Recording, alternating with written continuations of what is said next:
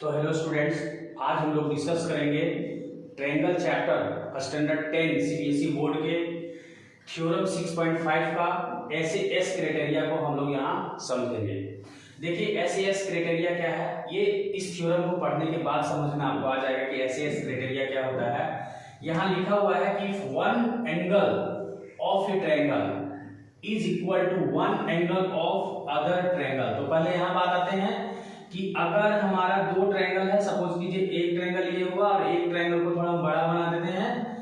ये ट्रायंगल का एक एंगल मतलब ये एंगल से इक्वल है ये एंगल। अगर इसका नाम हम ए बी और सी दे दें और इसका नाम हम लोग डी ई एफ दे दें, तो यहाँ तक का जो मतलब हुआ वो ये हुआ कि गिवन जो हमारा है वो गिवन क्या है, in triangle A B C and triangle D E F में हमारा बता रहा है कि angle A equal to angle D है। मतलब एक ट्रायंगल का एक एंगल किसी और दूसरे ट्रायंगल के एक एंगल से इक्वल है। मतलब ये angle A equal to angle D अभी मान लेते हैं, इसका ये एंगल इसको मान लेते हैं एक एंगल ये, इसका उसका दूसरा एंगल डी, जो दोनों इक्वल है।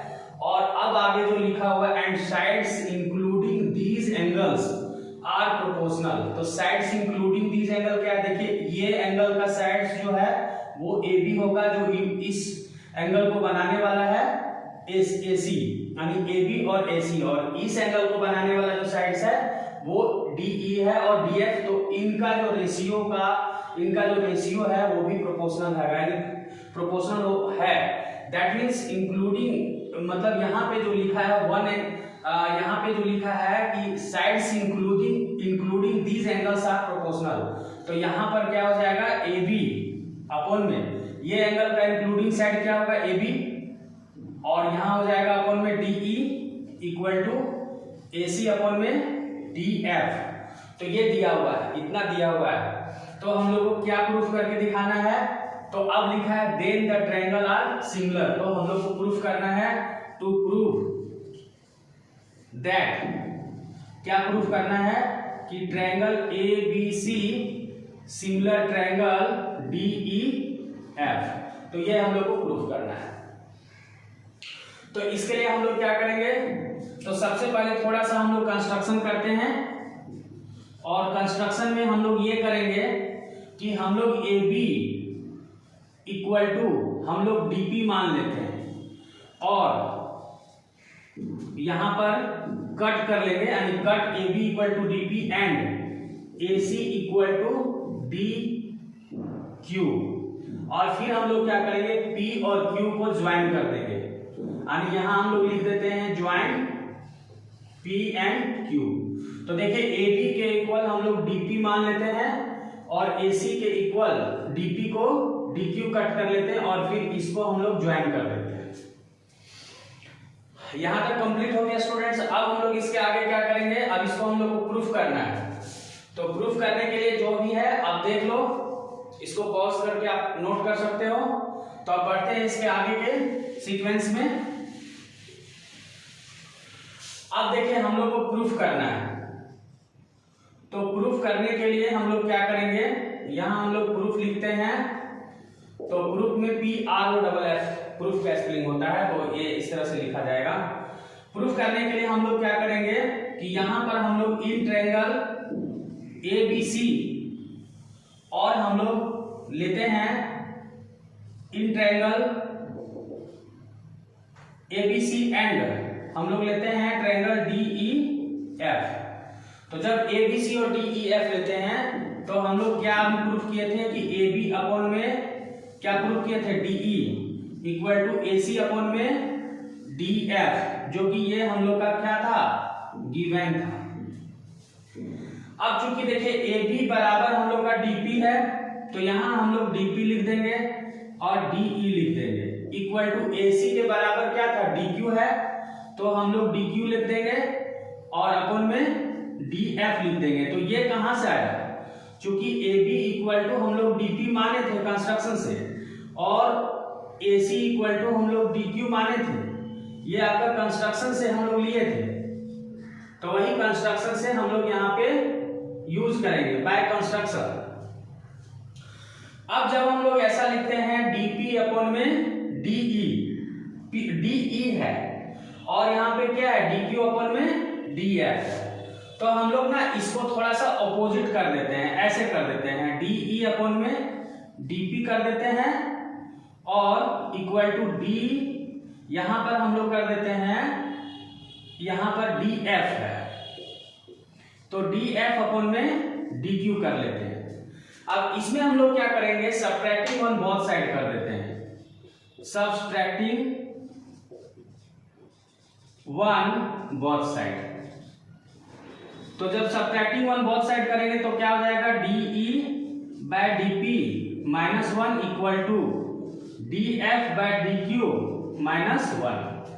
अब इसके बाद इससे होगा क्या, तो इससे ये होगा कि डीई में हम लोग घटा देंगे डीपी को और अपन में क्या लिखेंगे डीपी इक्वल टू, इसी तरह से यहां हो जाएगा d f minus d q, अपन में क्या हो जाएगा डी क्यू।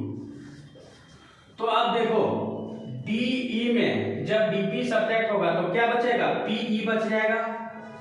तो पीई अपन में हम लोग लिख देंगे डीपी इक्वल टू, फिर d f minus d q है तो डी एफ में डी क्यू सब्ट्रैक्ट करेंगे तो क्या बचेगा, क्यू एफ बचेगा, q f by D q आ जाएगा।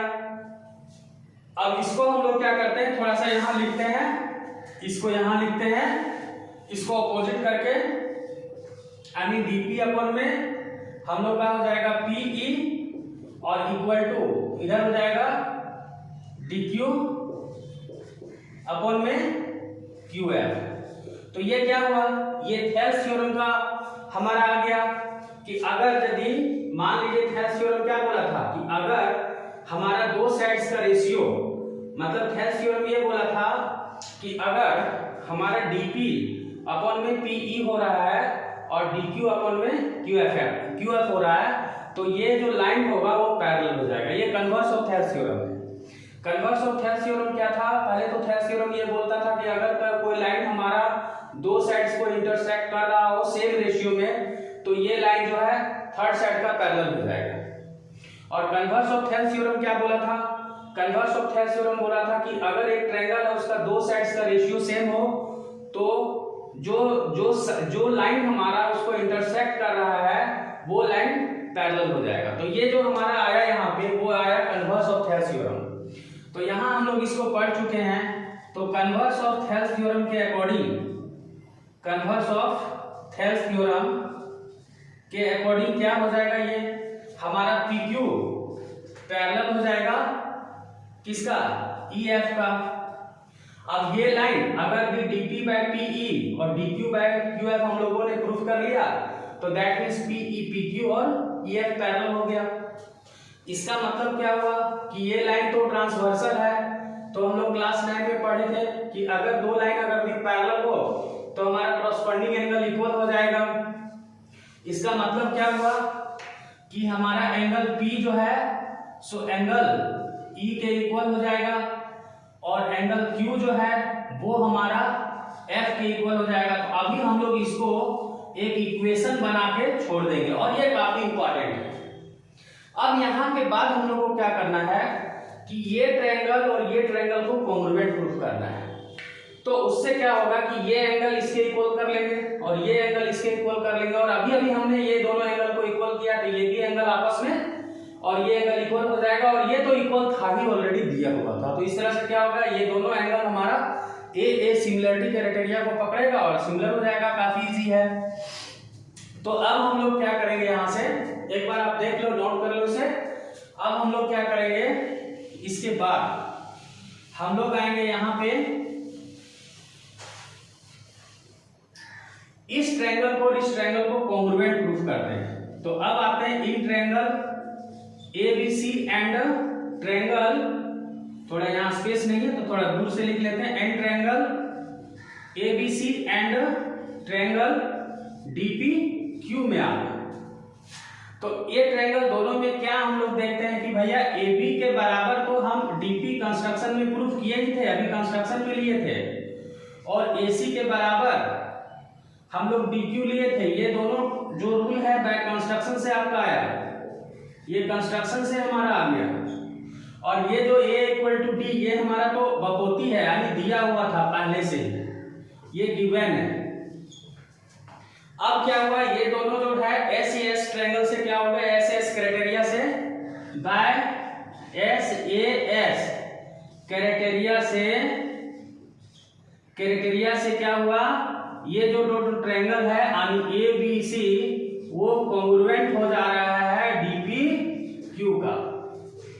अब जब कॉन्ग्रुएंट हो गया, इसका मतलब सब एंगल इसके सब ट्रायंगल से ये एंगल और ये ट्रायंगल और ये ट्रायंगल का सब एंगल और सब साइड इक्वल हो गया। तो दैट मींस क्या हुआ, B के बराबर P हो गया और C के बराबर आपका Q हो गया।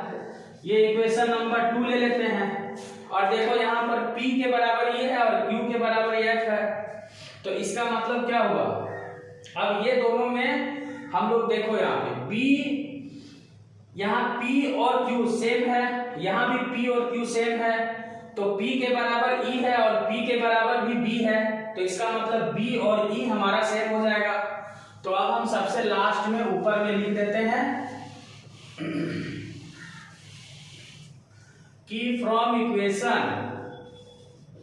1 एंड 2 से, तो 1 और 2 से क्या देखते, देखिए यहाँ P और यहाँ P दोनों सेम है, तो इसका मतलब E और B भी सेम हो जाएगा। तो angle E equal to angle B हो चुका और ये दोनों एंगल हम लोगों ने बराबर कर लिया।